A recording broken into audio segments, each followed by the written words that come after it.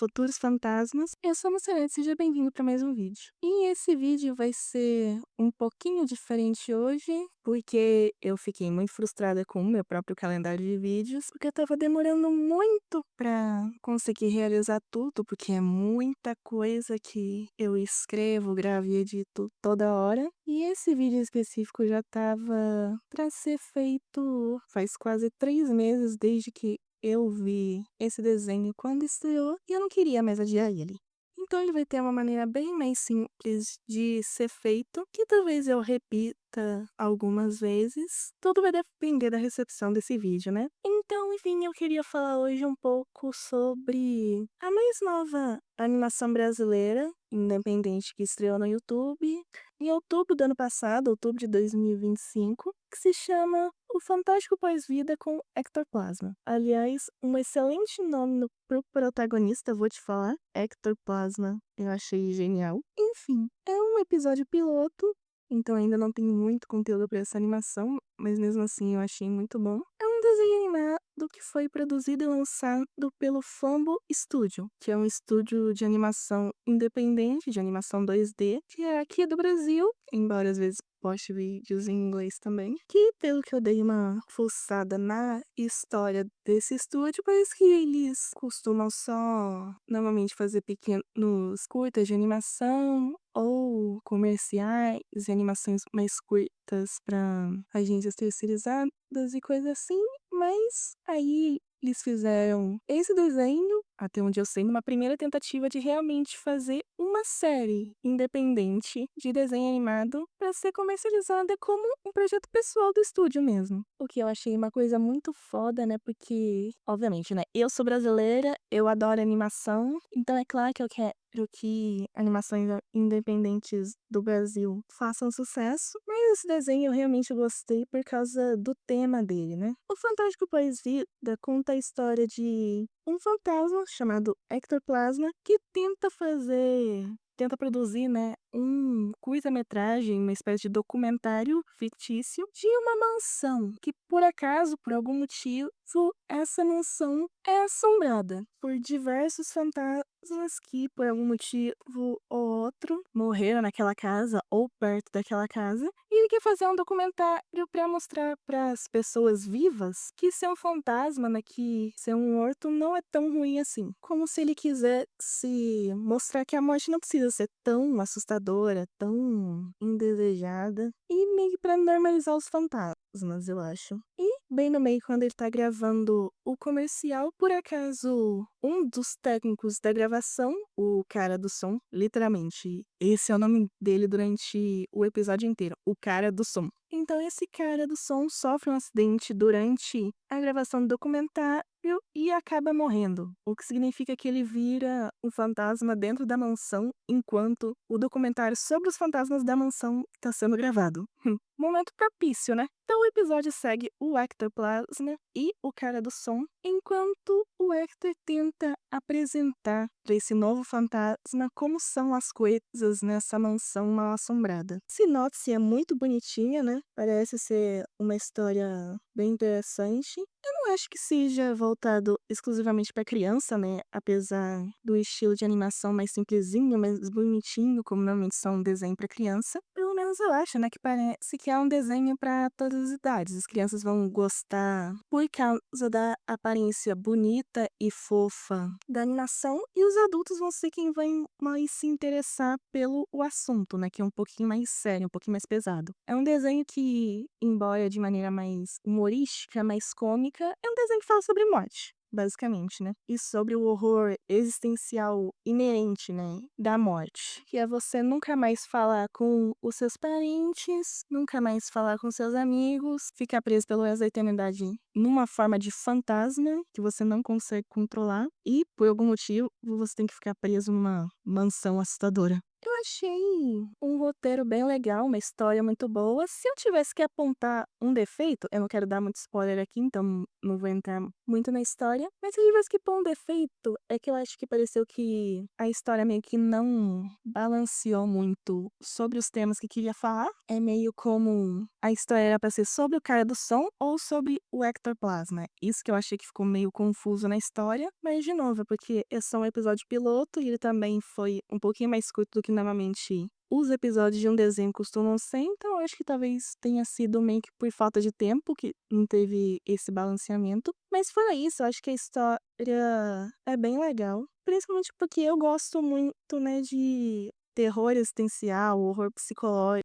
Gosto muito desses temas explorados na ficção, o que parece que é sobre o que o desenho quer falar, né? Em determinado momento do episódio aparece esse personagem, que é uma barata gigante, que é um ser humano, né, que morreu, e o fantasma dele assumiu a forma de uma barata, porque nesse universo os fantasmas, depois que morrem, assumem uma forma específica que você não tem como controlar. E esse personagem específico se torna uma barata na forma de fantasma dele. Eu não sei se é uma referência velada à Metamorfose de Kafka, que é uma história também sobre um homem que se transforma numa barata, e que também é uma história muito existencialista, né, muito pessimista, na mesma vibe que esse desenho. Eu não sei dizer se a referência foi intencional, mas eu me lembrei disso na hora quando eu vi. Porque esse personagem, que é uma barata, ele por acaso também é o personagem mais pessimista, mais existencialista do episódio, né? Porque ele fala pro cara do som, que acabou de morrer, sobre como é um tédio interminável a vida de fantasma. Que você fica preso naquela mansão que muitas vezes não tem nada pra fazer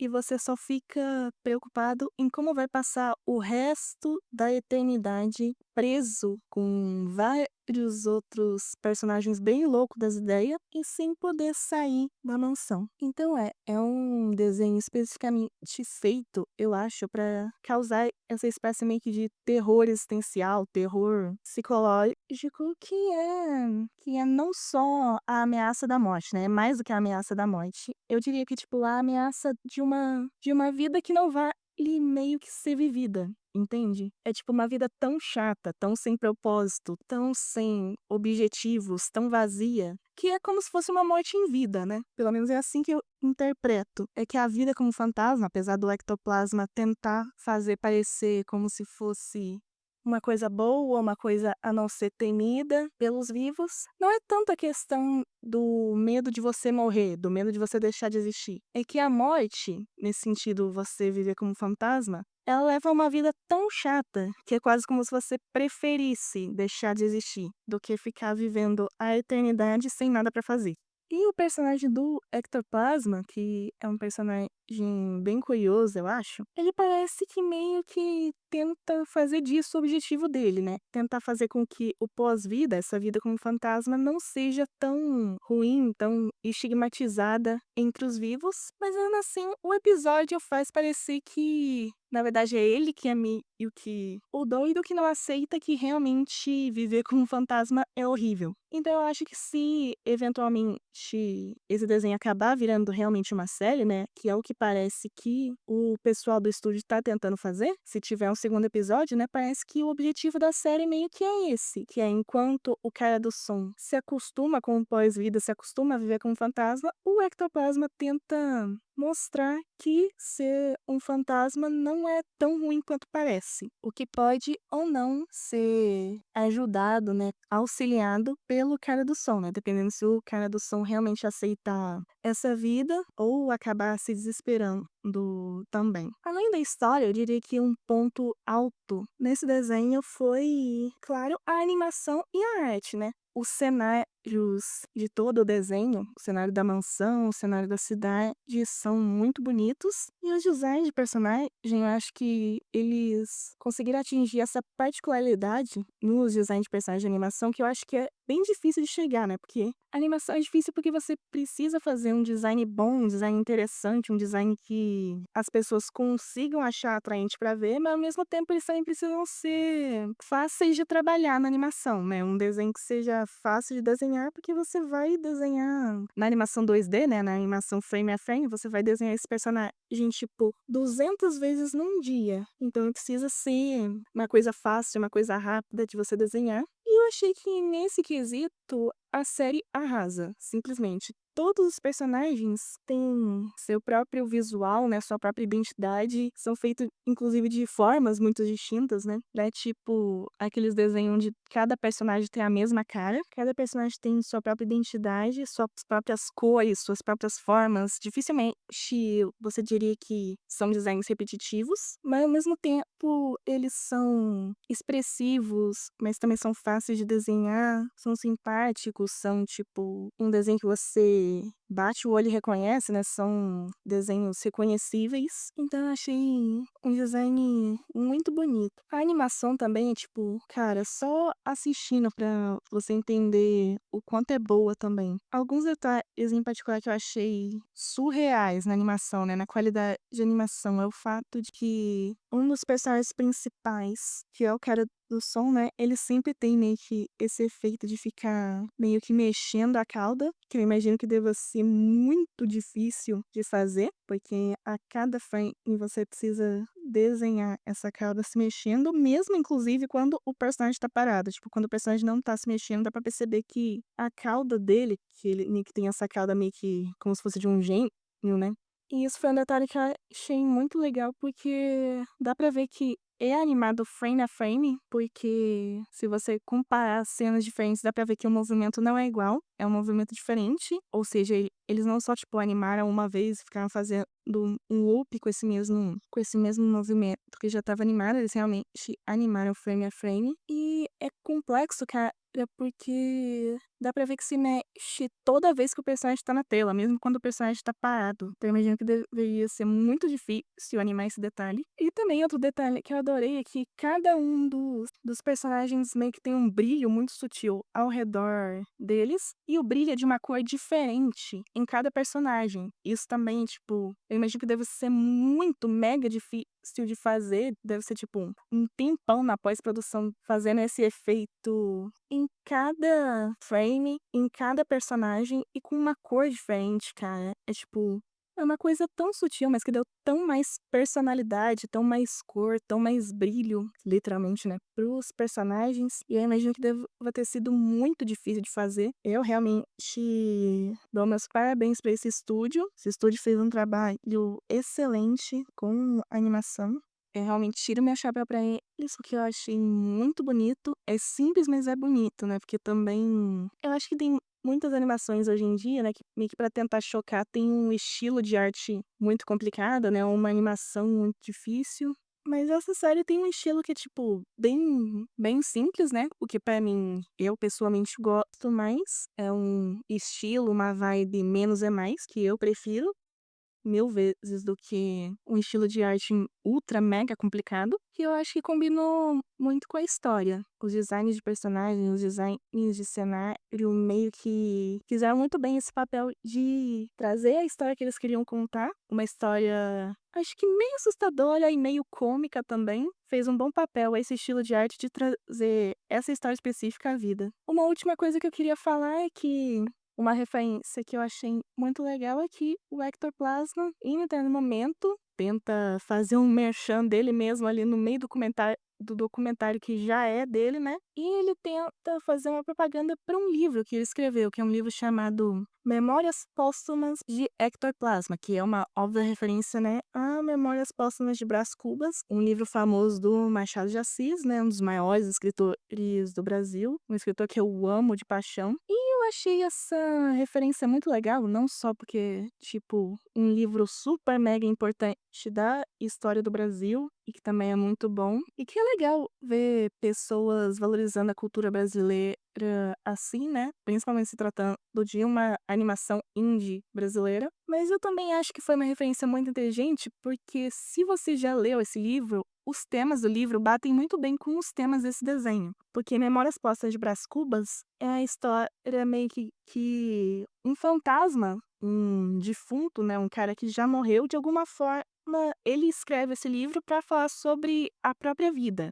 Mas o que eu acho que é um plot twist bacana desse livro é que o cara que escreve sobre a própria vida dele nesse livro não é tipo um cara muito importante ou alguém que fez muita coisa na vida. Na verdade, é só, tipo, uma pessoa completamente ordinária que viveu uma vida relativamente normal para aquela época, né? E que simplesmente morreu e que simplesmente quis contar a própria história na forma de um livro. Eu acho que isso bate muito bem com esse tema que eu acho, né? Eu interpreto que o desenho tá tentando passar de que, tipo, a vida, com todas as preocupações, com todos os medos que a gente tem, é ao mesmo tempo um bem precioso, mas também é uma coisa que não é tão importante assim no geral, né?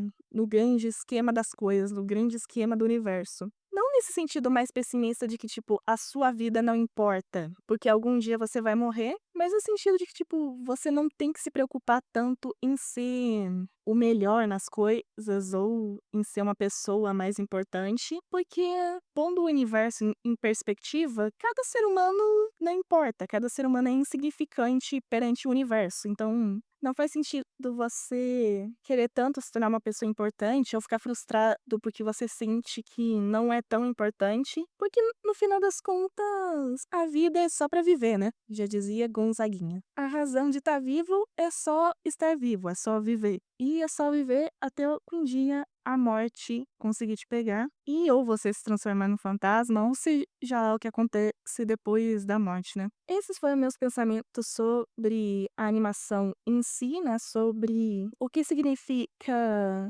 essa animação quando eu vi, qual foi a minha interpretação do desenho quando eu assisti, mas eu também queria falar um pouquinho sobre mais do que o desenho, né, sobre o que esse desenho significa. Que eu, no geral, sou grande fã de animações independentes, né, acho que eu já falei várias vezes isso aqui no canal, mas eu acho também bacana apoiar animações brasileiras especificamente. Não só porque é bem difícil uma animação brasileira fazer muito sucesso fora do Brasil, né, mas além de tentar empurrar o Brasil para o mapa de referência em animações, né, eu também acho importante você discutir como as próprias animações brasileiras não são muito bem acessíveis pro próprio público brasileiro, que eu acho que é uma coisa importante de discutir. Porque se você olhar, qual é a animação brasileira mais famosa nesse momento? Pelo menos que eu consiga pensar, a animação brasileira de hoje, que ainda está sendo produzida hoje, mais famosa,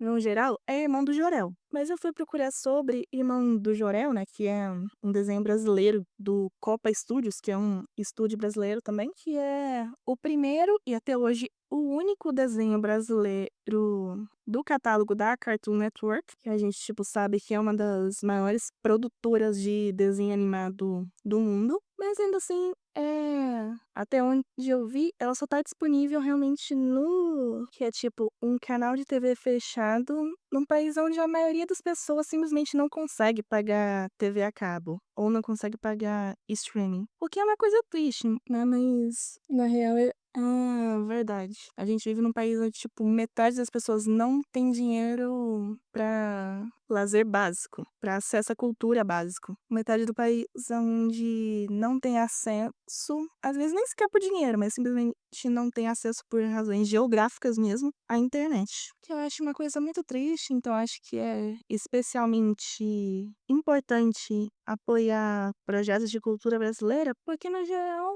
cultura é um direito de todos os cidadãos, mas muito poucas pessoas, mesmo no Brasil, conseguem consumir arte brasileira. Arte brasileira que muitas vezes é feita com amor, com carinho, com sacrifício, e que muitas vezes simplesmente não tem dinheiro nenhum, nem sequer para investir. É um projeto pessoal que a pessoa faz simplesmente por amor, por paixão e por mil e um motivos não chega ao cliente final, né? Não chega para os consumidores. É uma realidade que eu acho muito triste do Brasil, um país que tem tanta riqueza, tanta cultura, mas muitas vezes não se importa completamente em compartilhar essa beleza que nós temos, né, na nossa identidade com os outros, porque afinal, como eu disse, a cultura é um direito, ela não é um luxo, não é um privilégio, não é um prêmio, ela é realmente um direito. O lazer, a cultura, a ficção, a arte, tudo isso são coisas que devem sim ser acessíveis e devem sim fazer parte do dia a dia de todo mundo. Então eu espero que